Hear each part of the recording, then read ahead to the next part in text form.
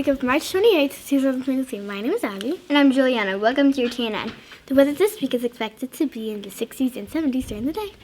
And at night, it's expected to be in the 40s. Now let's hear about what happened this week in history. In 1912, First Lady Helen Taft and Viscountess Chenda of Japan began planting the first of over 3,000 cherry trees in Washington, D.C. The trees were a gift from the Japanese government. In 1974, the NASA space probe Mariner 10 became the first probe to reach Mercury, sending back the first pictures of the tiny planet. Mercury is the closest planet to the Sun, and temperatures can reach over 800 degrees during the day. And in 1867, Secretary of State William Seward signed a treaty with Russia for the purchase of Alaska for $7 million. Many people thought it was a terrible idea until gold and oil were discovered there 30 years later. See you next time on This Week in History. Now let's go over for Avery and Zoe on the Weekly News Report. My name is Avery. And I am Zoe. This is the Weekly News Report. U.S. News, a giant mass of brown seaweed called sargassum is heading toward North America. Experts estimate it is over 5,500 miles long and weighs around 10 million tons.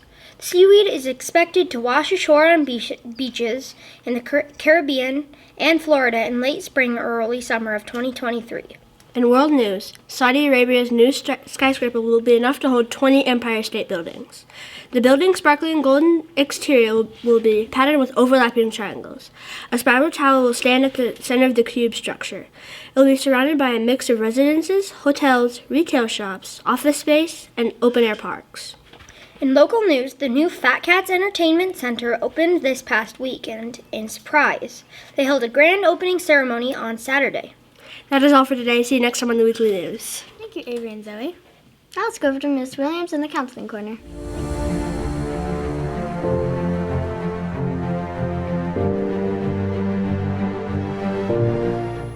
Hey, South Mountain, it's Mrs. Williams with a message from the Counseling Corner. So we are still focusing on our Women's History Month. So today our lady is going to be Maya Angelou.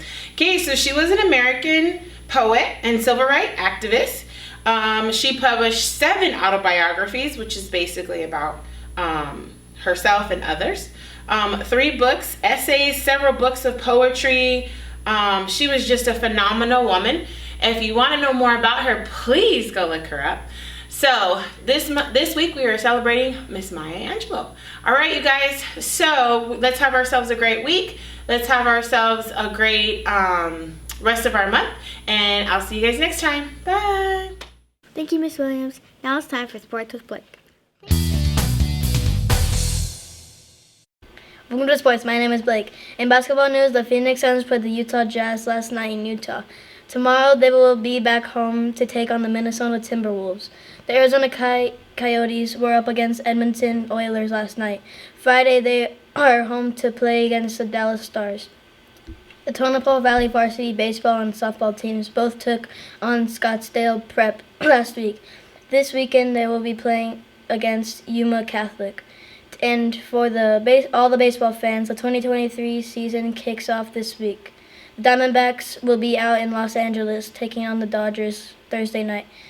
The first home game will be April 6th. That is all for today. See you next time on Sports. Thank you, Blake. Now it's time to go over to Gianna and the Entertainment News Report. Thank you.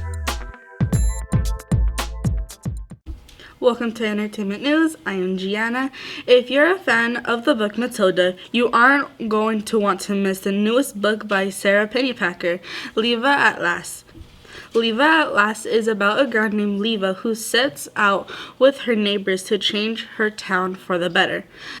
The Buckeye Spring celebration is this weekend. Come out to Sundance Park for bounce houses, carnival games, face painting, and so much more. You can even get your picture taken with the Easter Bunny. That is all for this week. See you next time on Entertainment News. Thank you, Gianna. Now let's go to Cadence and your special guest for Joke of the Week. Thank you, Cadence. Hello, I'm welcome to Joke of the Week. My name is Cadence. And my name is Jameson.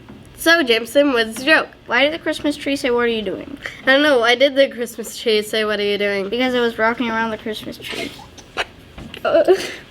Great joke, Jameson. If you have a joke and you like telling news, please stop by and see Miss Kaylor. We would love to have you on. See you next time on Joke of the Week. Bye. Hey, Katie, so let's go over to Fun Fact Trivia with Silas and Trenton.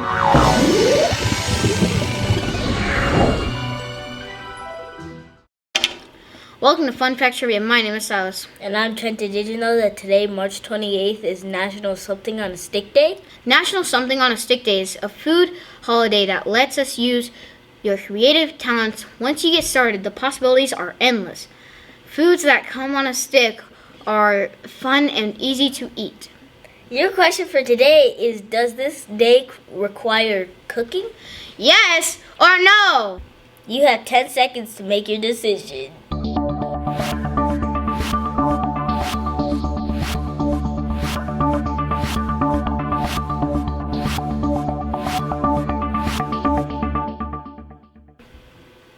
If you said no, you're correct. Or at least doesn't have to.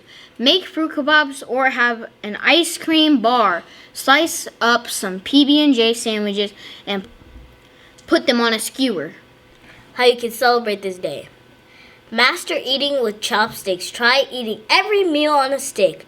Or even challenge your friends and family to name as many foods on a stick as possible. See you next week for more Fun Fact Trivia. Hey, Silas and Trenton. Now let's go to Evelyn for Eye of the Week.